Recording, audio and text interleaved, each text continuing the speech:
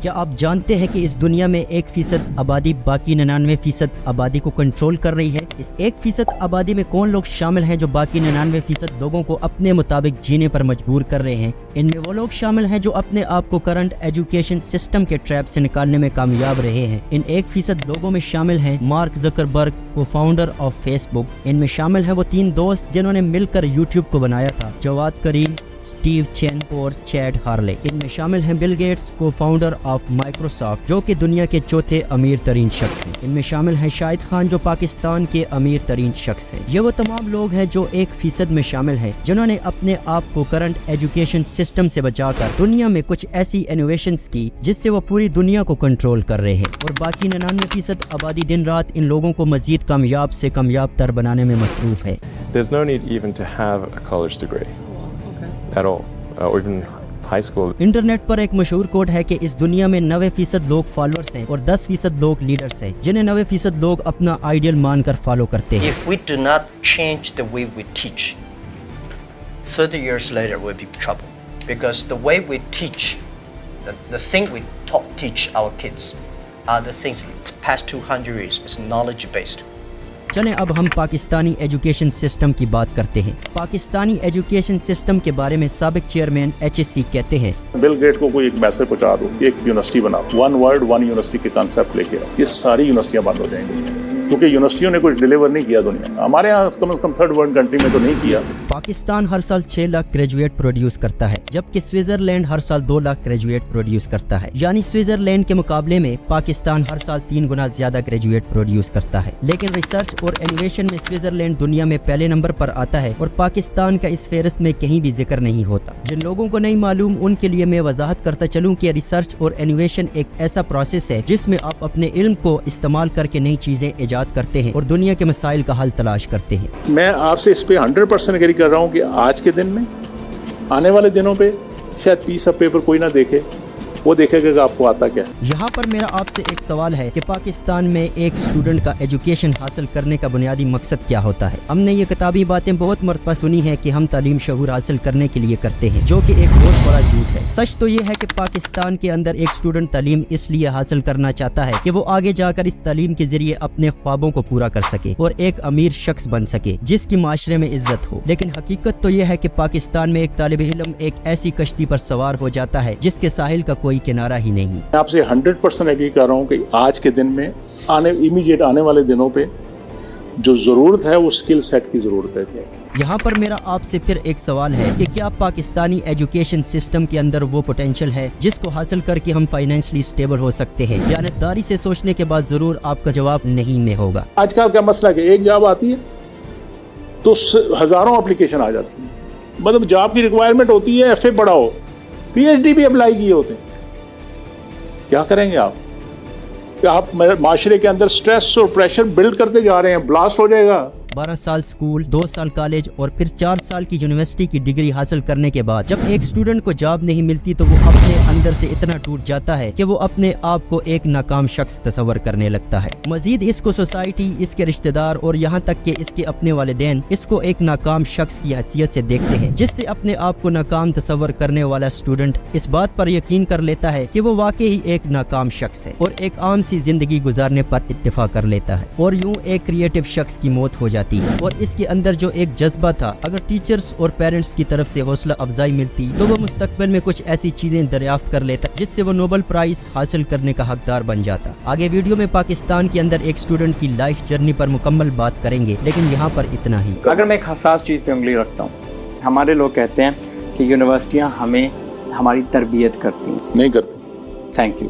ایک چیز کی میں آپ کو وضاحت کرتا چلوں کہ میں ایجوکیشن کے خلاف نہیں ہوں۔ میں پاکستانی ایجوکیشن سسٹم کو اس وقت سپورٹ کروں گا کہ جب اس کے اندر سے ان 2 خامیوں کو ختم کر دیا جائے گا۔ ان میں سے ایک ہے ایجوکیشن اور دوسرا ہے سسٹم۔ اس ویڈیو کے آغاز میں نے آپ سے مشہور کوٹ پر بات کی تھی کہ اس دنیا میں 90% لوگ فالوورز ہیں اور 10% لوگ لیڈرز ہیں جن کو 90% لوگ فالو کرتے ہیں۔ یہاں پر پھر میرا آپ سے ایک سوال ہے کہ آپ کے اسکول، کالج اور آپ کی یونیورسٹی نے کبھی آپ کو ان 10% لوگوں میں شامل ہونے کی تعلیم دی ہے جن کو باقی باقی 90% لوگ فالو کرتے ہیں؟ تو یقیناً آپ کا جواب نہیں ہوگا۔ ہمارے اسکول، کالجز، ہمارے ٹیچرز اور یہاں تک کہ ہماری ٹیکسٹ بکس کے اندر صرف اس بات کی تعلیم دی جاتی ہے کہ آپ نے اچھا نوکر بن کر کیسے اچھی نوکری کرنی ہے، آپ نے باس کو انٹرویو دیتے وقت اپنے باس کو کیسے امپریس کرنا ہے، کسی کی کمپنی میں نوکری کرتے وقت کیسے چیزوں کو مینیج کرنا ہے اور ایک اچھا مینیجر بننا ہے۔ یہاں پر پھر ایک سوال اٹھتا ہے کہ کیوں ہمیں لیڈر بننے کی تعلیم نہیں دی جاتی؟ تو اس سوال کے جواب کو سمجھنے کے لیے ہمیں ایجوکیشن سسٹم کی ہسٹری پر ایک نظر ڈالنی پڑے گی کہ اس ایجوکیشن سسٹم کو کب اور کیوں بنایا گیا۔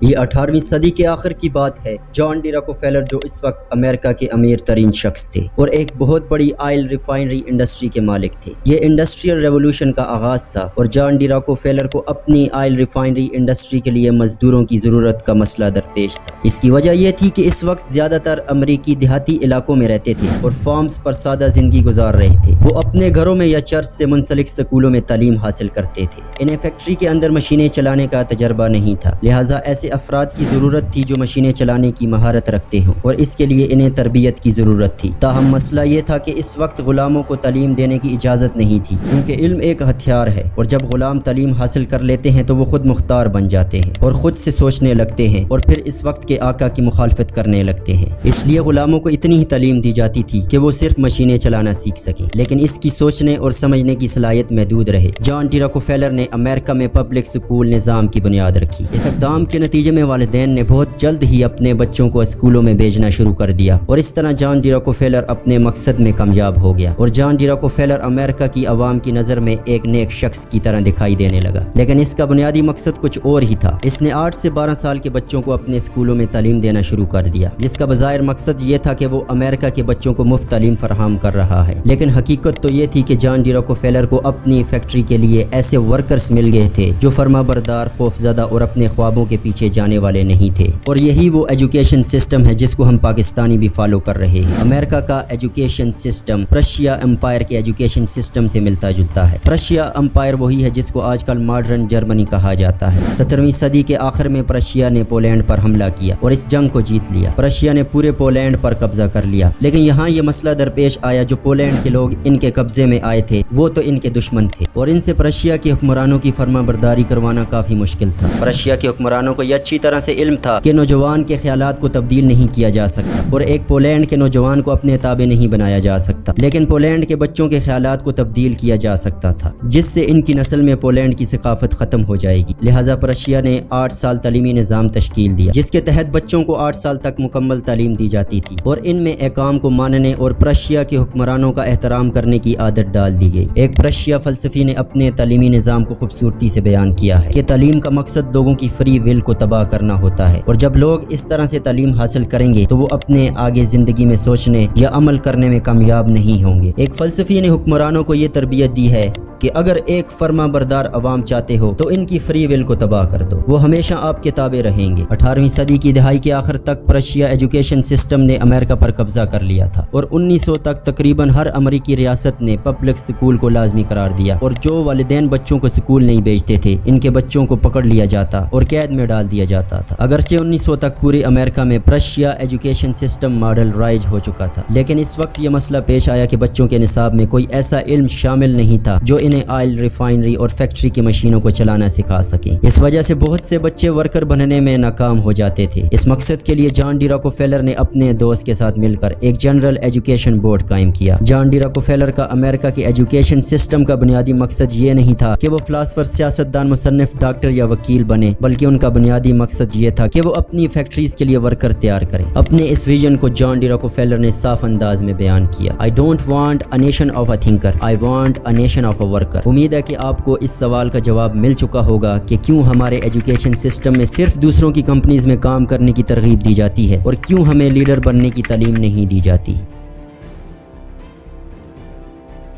پاکستان میں ایک اسٹوڈنٹ کی زندگی اس غلط فہمی سے شروع ہوتی ہے کہ اگر وہ اچھی ڈگری حاصل کرے گا تو اسے اچھی نوکری ملے گی، اور پھر ایک اسٹوڈنٹ روشن مستقبل کے وعدے سے متاثر ہو کر اپنی زندگی کا آغاز کرتا ہے۔ ابتدائی کلاسوں میں زندگی بے فکر محسوس ہوتی ہے، لیکن جیسے ہی ایک اسٹوڈنٹ بڑی کلاسوں میں جیسے 7ویں اور 8ویں کلاس میں داخل ہوتا ہے تو وہ مسلسل موازنے کے دباؤ کو محسوس کرنے لگتا ہے۔ والدین دوسرے بچوں کے ساتھ موازنہ کرنا شروع کر دیتے ہیں، جیسے اس بچے نے اتنے زیادہ نمبر حاصل کیے ہیں اور تمہارے نمبر اتنے کم کیوں ہیں، اور یوں ایک طالب علم اپنے اندر ایک گہری کمی اور بے چینی محسوس کرنے لگتا ہے۔ اس کی بے چینی اور خوف اس وقت اور بڑھ جاتا ہے جب وہ اپنی کلاس میں بیٹھا ہوتا ہے اور اپنے ٹیچر سے چھپ رہا ہوتا ہے کہ کہیں اس سے کوئی سوال نہ پوچھ لیا جائے، اور اس خوف کی وجہ سے جن چیزوں کا اسے علم ہوتا ہے وہ بھی بھول جاتا ہے۔